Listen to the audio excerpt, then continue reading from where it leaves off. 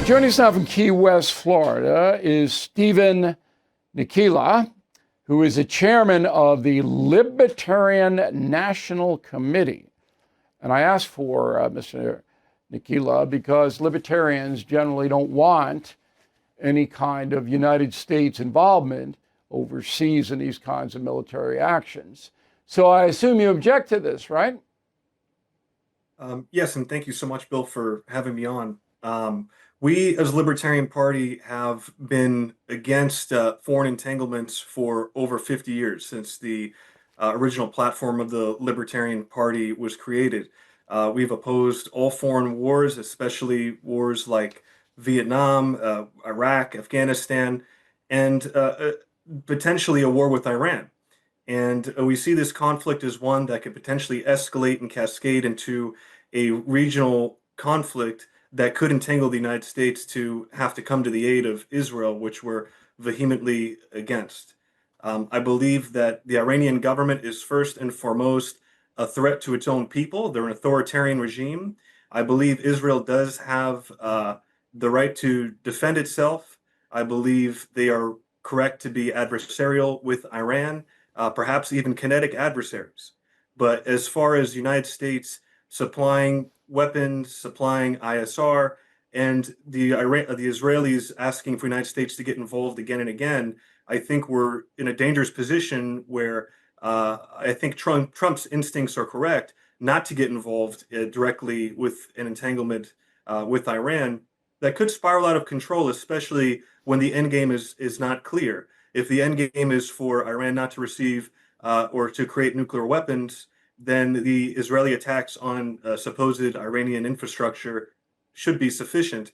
But as the war continues to escalate, we may find ourselves in another forever war that we may be ending up spending billions, if not trillions of dollars on, just as we have with the global war on terror over the past several decades. Okay.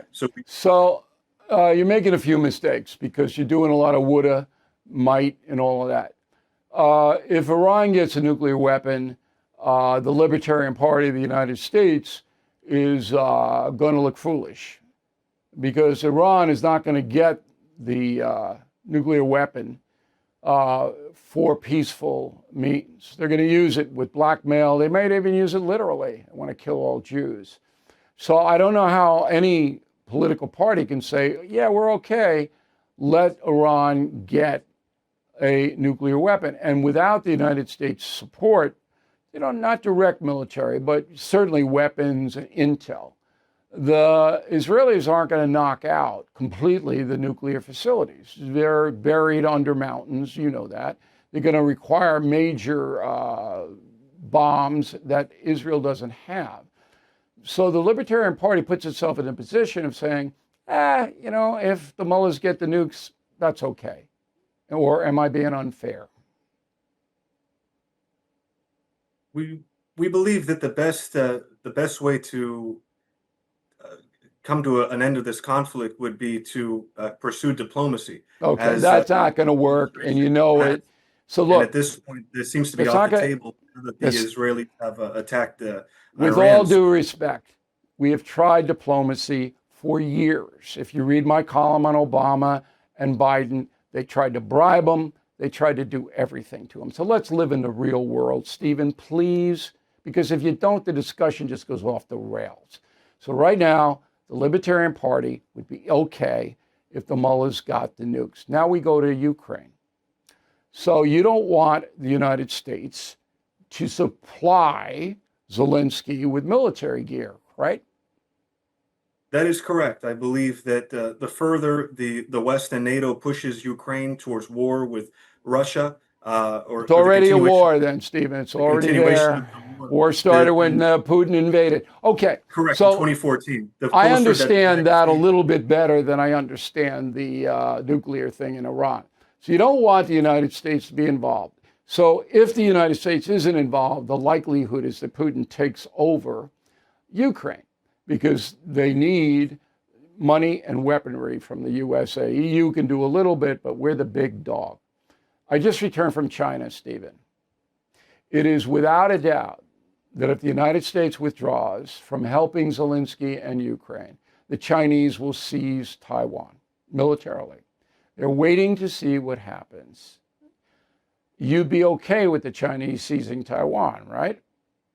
We believe that the Taiwanese, the Ukrainians, and the Israelis can certainly purchase weapons from our military-industrial complex. But the more and more the United States gets involved in these conflicts, either directly or through proxies, the closer this brings us to World War III and a potential nuclear escalation. I don't see an end in sight in the war with Ukraine and Russia. There was an opportunity for Russia and Ukraine to come to an agreement in Turkey. Boris Johnson told Zelensky not to capitulate to the terms of the peace agreement, that we would supply them with weapons in order to fight the Russians. And right now, the West is pushing Ukraine to fight Russia down the very last Ukrainian. So I Okay, don't see but where you're there's talking about giant countries like Russia invading Ukraine and China invading Taiwan. The little countries can't stand up. It's just like Hitler, when Hitler took Austria, and then he took Czechoslovakia, and then he went into the Tsar, and then he started rolling. It's the same exact thing that we've seen for just millennia, that the big countries with the psychotic leaders take over the little countries. But the U.S. Libertarian Party does not seem concerned about that, and that concerns me. You see where I'm coming from? I can see your concern. I think most Americans are concerned right now with inflation. We're concerned with our tax dollars Okay, being but you're not going to have a worldwide economy if you have disorder, social disorder all over the world. The world economy collapses. If you have China on the march, if you have Putin on the march, the worldwide economy is going to collapse. So they can be concerned about inflation, but it's going to get a lot worse if you don't have social order. I'll give you the last word. I think the United States post World War II did a great job expanding throughout the world economically. We became a bastion of freedom, an economic powerhouse. Now we see China becoming that economic powerhouse. We need to get back to our roots as an economic superpower and a foreign policy based on non-intervention, diplomacy, and trade, rather than being the world's policeman and weapons manufacturer. The Libertarian Party has stood strong on non-interventionalism. We want to be closer to Switzerland, not isolationist like North Korea. We believe that the United States cannot continue with these forever wars. We already pay a quarter of our taxes go straight to interest. We're going bankrupt as a country, and Americans are just weary of any new conflicts. And at this point, they're unsustainable. And the Libertarian Party sees peace as the only option, and economics and diplomacy as the true right arm of freedom and democracy from the United States. Okay, Stephen, good. I appreciate you coming on. Thanks very much. Very good discussion. All right, no Kings update. I wrote a message of the day. This is no surprise. He had 75 million people voting against Donald Trump, and you're surprised that somebody comes out and calls him a king and runs around the street with a sign after he's deporting hundreds of thousands of foreign nationals who the Democrats wanted in here. Come on, this is totally ridiculous. This isn't anything surprising at all. Some facts about 2,000 protests, all 50 states, about 5 million in attendance. Not many. That's not a big. There are some big crowds in liberal cities, but not many. 105 arrests across the country. That's very low. One death in Utah. So, you look, I was on Stephen A. Smith's podcast. He said, what do I think? I said, fine, you want to dissent, you don't like Trump, get out there and just protest, but just don't wreck anything like they're doing in Los Angeles. Our healthcare system is a mess, you know that. You wait weeks for a doctor's appointment, get 5 minutes there, then face delays, insurance, red tape. It's slow, frustrating, and it's why all family pharmacy stands out in the madness. All family pharmacy believes in medical freedom, meaning you decide what works for your health, not some agency or insurance company. Ordering is simple, no waiting rooms, pharmacy lines. Just go online, place your order, and get medications delivered right to your door. They offer 200 medications, including ivermectin and antibiotics, plus emergency kits, customized orders, even bulk buys. More than 100,000 Americans already trust all family pharmacy. It's time you check them out. So please go to allfamilypharmacy.com/Bill. Use promo code BILL10 for 10% off. Take your health into your own hands. That's allfamilypharmacy.com/Bill, code BILL10. Joining us now from New York City is a columnist for the New York Post who writes about these kinds of things all the time, but she's a new podcast that Red Seat, which we're in business with, is promoting. It's called Podcast One, and it's going to deal with politics, and Miranda Devine has access to a lot of very interesting guests, and she will be doing that podcast. We hope you check it out. So, Ms. Devine, first of all, am I making any mistakes in my Iranian analysis? No, I don't think so at all. And I mean, you know President Trump very well and have known him for many years. And you know that people can't pigeonhole him as either a warmonger or a dove. He's sort of criticized for both things, but as he says, he just tries to apply common sense. And that's what he's been doing now. He's been crystal clear from the beginning throughout the campaign and previously that Iran cannot have a nuclear weapon. Okay. That's all. Do you think he's making any mistakes? Should he be more aggressive? Should he be more passive on it? Is he making any mistakes, in your opinion? I don't think so. I mean, look, he hasn't done anything overt yet. He's just threatened the Ayatollah. He said we have complete control of the skies.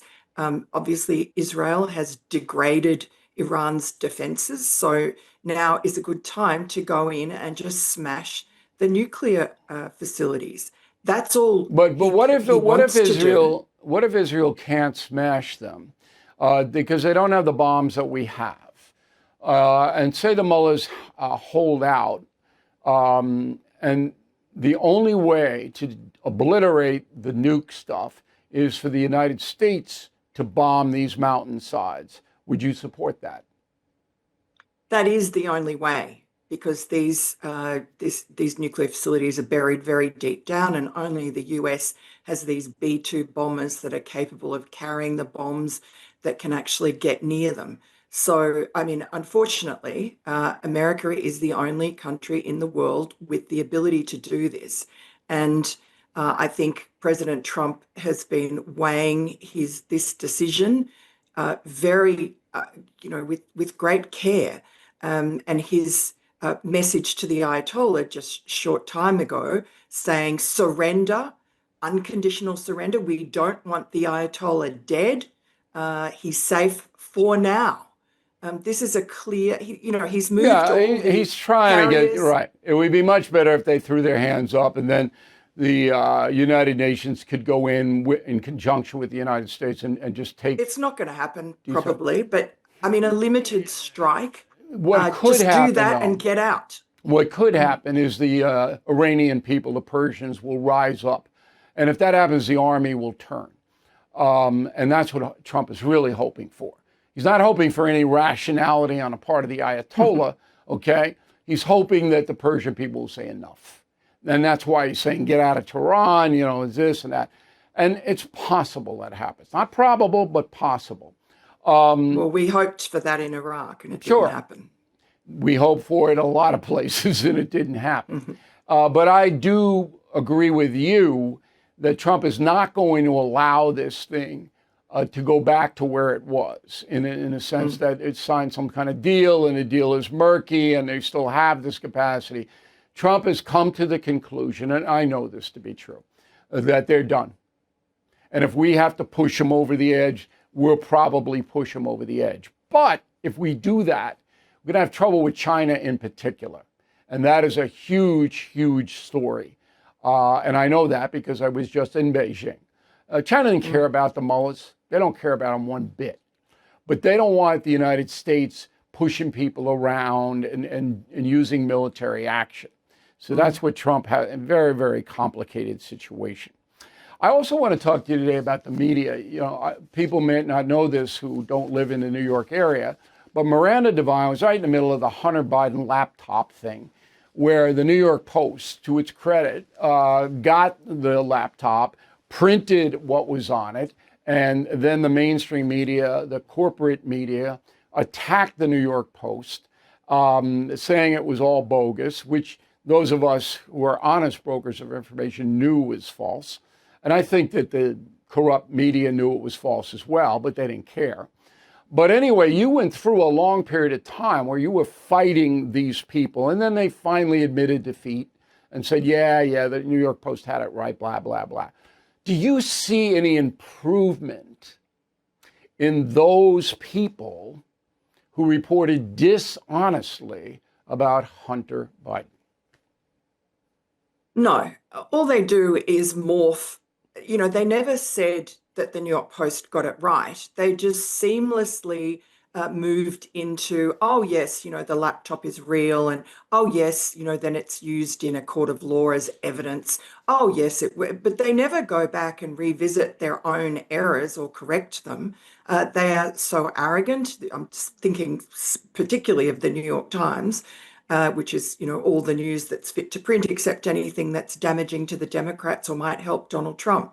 And they sort of set the agenda for all the newsrooms, not just in the United States, but around the world. And so that's the skewed perspective of America that's transmitted. And it's through the eyes of the New York Times, which has not got a grasp on reality. And they haven't changed at all. But they don't want to grasp on reality. They're in business to promote a certain lifestyle, a progressive lifestyle, and that's what they want to do. Yeah. You're an interesting person, to me anyway, because you worked in the media in Australia, I believe in Japan, in England, and in the United States. So you have a perspective, a worldwide. My theory, and I could be wrong, of course, is that we have the most corrupt media in the free world right now. America, I mean, the BBC is pretty corrupt, but we're really bad now. Do you concur? No, not at all. I didn't actually work in Japan. I was a child. I grew up there. But look, I think that, I take Australia and England, they're dominated by the BBC, and in Australia, the other government-funded equivalent state television called the ABC. And they so dominate the rest of the media that they are completely untrammeled by any semblance of the truth. And they are incredibly partisan and basically peddle propaganda. Now, they're no different, I guess, from the New York Times, the Washington Post, CNN, etc. But at least in the United States, there are disparate voices. And those voices are getting stronger as the American people wake up to the fact that they've been lied to by those august, established media organs, and they look for alternate, sources of news, like Bill O'Reilly's No Spin Zone, like the New York Post and our new podcasts, like Joe Rogan, even. There are lots of and there's a media voices. There's a study out today. We're going to report on it tomorrow that the alternative news agencies have now surpassed which is obviously true. But, here's the rub on it. It isn't ideology that has sunk them, although that's a part of it. They're boring, Miranda. They're boring. Well, they you are know boring. That. They're all parrots. They get their little, out of K Street every morning, they get their little talking points. Their editors just gut them, okay? You say this, you say that, and if you don't want to say it, you're not working for us. And so these people go on there and they're like zombies. You don't learn anything. Yeah. They're not seeking the truth. They couldn't care less. What they want to do is keep their own jobs. And on television, I made my name by having robust debate on the Fox News channel. Now, all of them just bring in people who agree with everybody. Tell me more. It's like we don't have fire anymore, and people are going, So I think that's why, because the social media is so much more lively, and it gets to your Pod Force One. So you're going into a sea of podcasts. This is not a podcast. This is a broadcast here. But Yeah. you're going to a sea of it. Last question, how are you going to make it different? Look, I guess just the relationships that I've built up with the cabinet members and President Trump. I guess they trust me, and I'm hoping to ask them questions that are obviously of the news of the day. But, in my normal interviews with people, I'm looking for, a front page story, exclusive something on whatever is the hot topic. But this is a bit more relaxed. You have more time. I had 45 minutes with the president, and I just had over an hour with Treasury Secretary Scott Bessent. And, it's just probing, I guess, what motivates them, what their desires are, what their background is, what drives them. They're all incredibly, they didn't get to these positions of power without being driven and unique people with a perspective on success and an ability to get success. That it means that they have a lot of lessons for the rest of us. And look, also, many of them have, personal lives that are not chaotic, that are pretty stable. And how do they manage to do that? I'm interested in that when, these powerful men and women, what drives them behind the scenes as well. All right. So part 1 is the new podcast. Well, anyway, if you get anything good, not good, but big, let us know. We'll throw you right on. We appreciate it. Good luck with it. Thank you. Thanks so much, Bill. If you are handling your own books or relying on a bookkeeper, it could lead to inaccuracies, missed deductions, and cash flow blind spots. FYSI's team of seasoned accounting professionals, corporate and tax attorneys manage every journal entry, bank reconciliation, and month-end close with precision, delivering clear, timely financial reports. They incorporated advanced tax avoidance strategies into your bookkeeping to capture deductions before you file. And they connect you with industry leaders and referral partners for growth opportunities.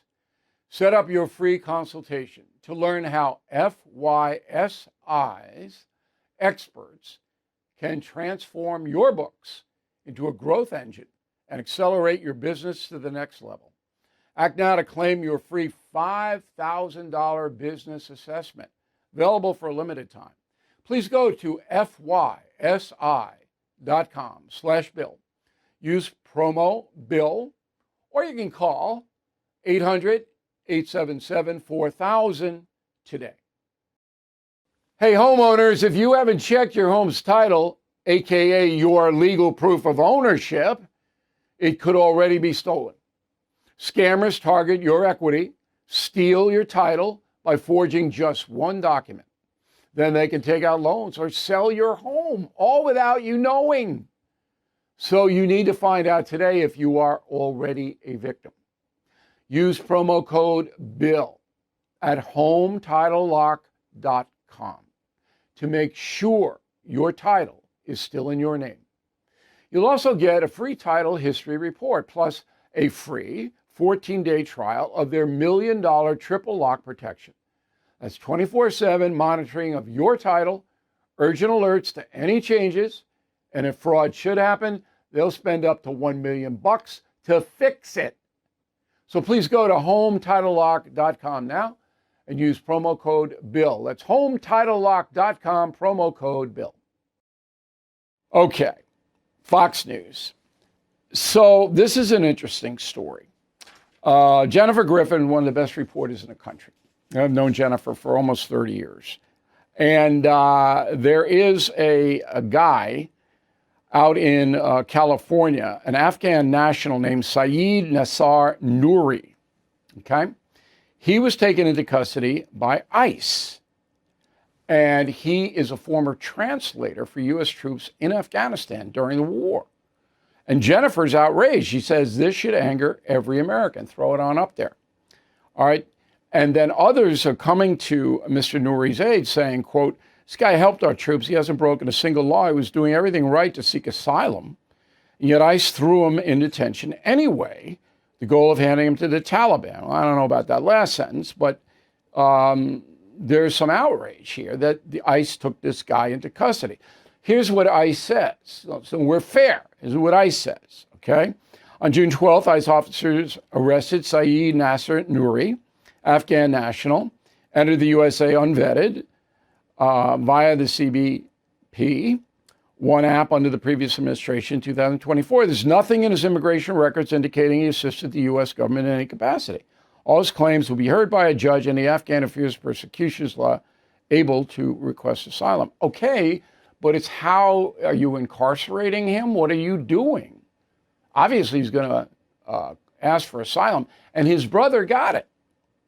Okay, his brother helped the U.S. too, and you know he's on his way to being able to live here as a resident. Now, to me, if he's a translator, if he translated for U.S. troops, he can't go back to Afghanistan. This is what I mean. I support ICE. I support the deportations of people who should not be here, mostly criminals, but there should be a review by Homeland Security in cases like these. You don't just strong-arm the guy and throw him in some tank. You see what I mean? And that's where I think Homeland Security can improve and should quickly.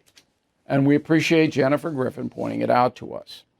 Mexico, it's a narco state. It's not getting any better. It's getting worse. Claudia Sheinbaum, new president, seems to be afraid of the cartels who gunned down a Mexican mayor yesterday, Martha Laura Mendoza, a few days after killing Lilia Garcia Soto, another mayor.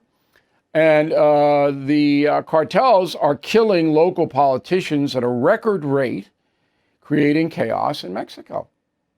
And not only do they kill the women, these women, they kill their husbands, their children, everybody else. What is Claudia doing about it? Nothing. The only way to solve this problem is to partner up with the USA, who's designated these cartels as terrorist groups. And Claudia won't do it. So these poor women trying to improve the country of Mexico, they get shot down in the street by the and cartels don't know what's going to happen to them. Who's going to investigate them? You, Claudia? Narco state, right to our south. Crazy. Smart Life, cannabis use linked to a double risk of heart disease. New study finds. Told you. So this study is a compilation of data from 2016 to 2023. Okay? And it says, researchers found, compared to non-users, cannabis use is linked to a double risk of dying from cardiovascular disease, 29% higher risk for acute coronary syndrome, 20% higher for stroke. Okay? I'm not surprised. Are you? This is, nothing wrong with marijuana. Oh, no. It's fine. Don't smoke Marlboros, but you want to toke on that doobie. They call it that anymore? Go ahead. The worst decision in recent memory was legalizing marijuana. You people who are smoking that stuff or taking the gummies or whatever the blank you're doing, you're going to pay. And kids, destroys them. Destroys them. You can't have an intoxicated child on the streets here in New York. Crazy. Yeah, they get some tax money out of it. Boy, what a terrible, terrible decision. Pot is not a benign substance. Either is vodka. Okay, you're down in 6 shots of vodka. All right, hello, liver. But no, you don't get any of that in the media. Oh, no, we're not going to criticize any legalization of pot. Oh, no. Supreme Court upholds Tennessee's youth transgender care ban. State of Tennessee says, no, you are a minor. You cannot get blockers, surgeries, nothing. Went to Supreme Court. They ruled Wednesday, yesterday, 6-3, that Tennessee has the power to regulate this. So you'll see other states now do it. All right? The three, of course, Sotomayor, Kagan, and Brown Jackson, the progressive crew. All right? Yeah, we don't, 7 years old, you want a little puberty blocker? Sure. We don't care. Okay, that's a good win in Tennessee. The governor there is Bill Lee. Congrats to you, Governor Lee. You did the right thing, and I know states will follow, not California, Massachusetts, Illinois, Hawaii, but the same states. Thank you for watching. To view full episodes of the No Spin News anytime, sign up to become a BillO'Reilly.com premium or concierge member today.